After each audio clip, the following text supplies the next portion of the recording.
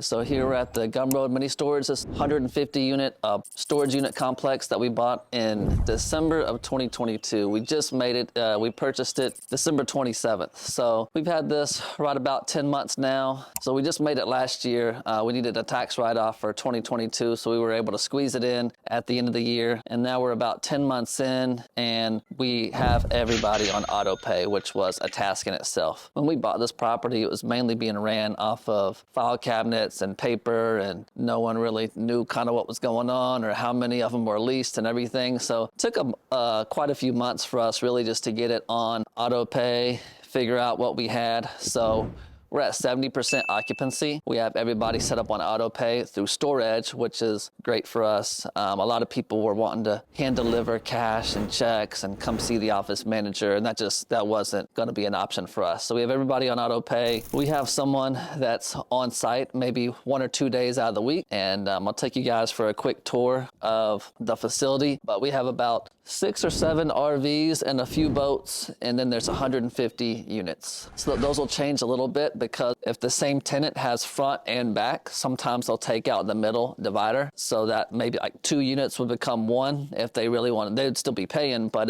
that might affect the total number, but we're right about 150. Looking at a possible expansion, kind of seeing what the county will let us do, and our main goal here is just to increase the occupancy rate within the next 9 to 12 months, be at 85 to 90% occupancy. I feel like we could have some, maybe like some slow or like maybe like a quick little like walk-in of the little place, and then I was just gonna say a little the quick breakdown of like the numbers on the deal. And I can say that now. We can just fill that in with stuff and that'll finish out. And because everybody really likes to know the numbers on these type of deals, I'll tell you exactly how we did it and the numbers on the deal. So about November of last year, I was just calling all the realtors and the auction companies that I knew. And so about November of last year, I was just really calling everybody I knew to see if anybody had anything off market for sale. And then a auction company that I work with quite often knew a seller that had a storage facility for sale. He said it's off market, and I'm like, great, but he says he won't budge off $1.5 million. So I was like, well, let's look at the numbers and see. They told us it was bringing in $14,000 a month. We looked at the financials, and it's actually bringing in, around $10,000 a month. So the financials weren't great. And if you were going to buy it based off those numbers, like you would even be at a little bit lower purchase price. But we really wanted to get that tax write-off. We were going to do the bonus appreciation and do a cost segregation study on this entire facility. It's 2.5 acres, and we have about 22,000 square footage of storage units here. So we really wanted to purchase the building. All right, so I'll run you through the numbers on this deal because I know people love that kind of stuff. About November of 2022, I was calling all the realtors and auction companies in town, and there's an auction guy that I've done some deals with and checking to see what they had for sale, anything I could buy. And he said, well, I got a off-market storage facility, but the guy is stubborn at $1.5 million.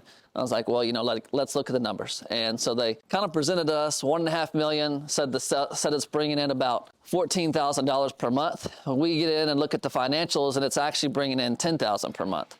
So it's definitely underperforming. When we came in, everything was being managed from paper documents and file cabinets, and it's just a mess. So kind of our first order of business when buying this place was converting everything over to our StoreEdge CRM and getting everybody on auto pay. That was just like one of the biggest hurdles. Everybody really wanted to come in and bring checks and cash and pay for it that way, and it was kind of a mess. The seller would not budge from $1.5 million, and we really needed to be a little bit lower than that, but we were able to use seller financing to make the deal work. So we were able to get a $1.1 million loan from our local bank here and seller finance $400,000. What this allowed us to do was essentially bring nothing to the closing table for this property. Most people looking for a certain ROI or they're hitting the cap rate that they wanted, they would have wanted to be probably, 1.2, 1.3 million. But for us, it just made sense because by using the cost segregation and a bonus appreciation on this property, so we we're going to get a $300,000 to $350,000 tax credit in the year 2022 from buying this deal. So we put the deal together. We got the loan for $1.1 million, seller finance $400,000, and even had a third private lender to bring the closing costs. So we were able to buy this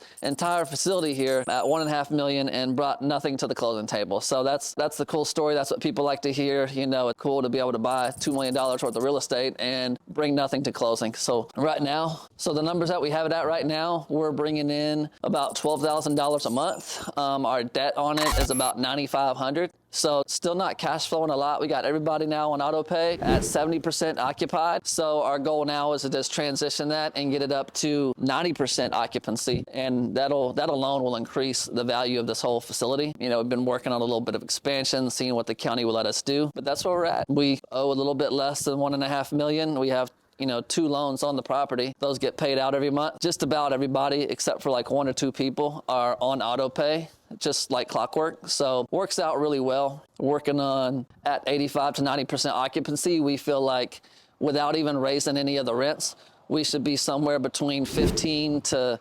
$17,000 a month in revenue. So that's going to be really big, a potential sale down the road, or just any type of refi, or just the cash flow alone. You can take a look around the property. We haven't done anything to it as far as cosmetics, painting or anything like that. There's a few pieces of brickwork that we do, but really all we do is we pay a power bill, a water bill, we pay the property taxes, we pay for landscaping in the summer. We have our StoreEdge CRM and our security and our gate that we pay for on the facility. And it's really maintenance free for the most part. You have people that move in and move out each month. I came over here and I got to bust open a non-paying storage unit for the first time in a while. That was fun. But we have everything from 5x5 units to I think 10x30, and we have some spots for RVs and boats. And that's really it. That's just a deal breakdown. I've had this for about 10 months. My next goal with it, like I said, is to just increase the occupancy rate, see what I can get the property valued at, and hopefully I can get some adjoining land or